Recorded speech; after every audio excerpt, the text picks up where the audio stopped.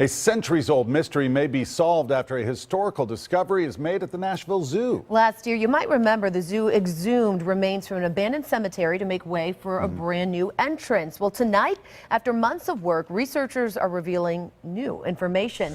And new here at 10, Emily Luxon joins us. So, what did they find out? I know, that's the big question. Well, they now believe that all 20 of the individuals buried there were slaves. They say some were from the Nashville area, others were purchased at other slave markets, and some were even children. Experts say learning their story now reveals a lot about Nashville history.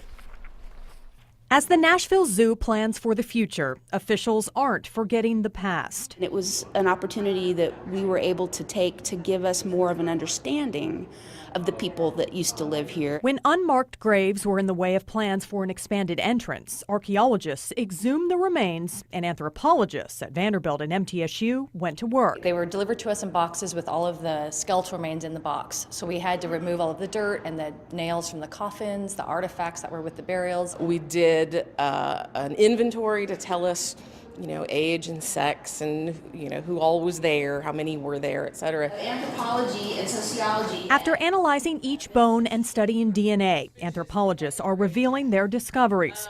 The 20 individuals were not only slaves, but some had injuries and even infections. It fills in a really important part of our history because there were no written documents about the slaves. Now that questions are answered, a chapter in Nashville's history can be told. This adds a piece of the puzzle to the broader history of Nashville, but it also adds a piece of the puzzle to the understanding of slave and free relations. There's a big part of Tennessee's history that was just ignored. And finally now, by looking at the material remains and the skeletal remains, we can finally tell that part of the story. And as the zoo continues to build for its future, it now has a better understanding of its past.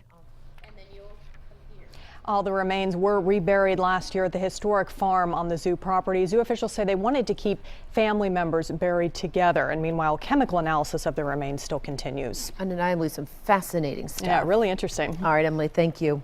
Well, work continues on the zoo's new entry village. Now, that project is expected to be complete later on this year. Meanwhile, if you'd like to visit, the Nashville Zoo is open 7 days a week from 9 a.m. until 4 in the afternoon.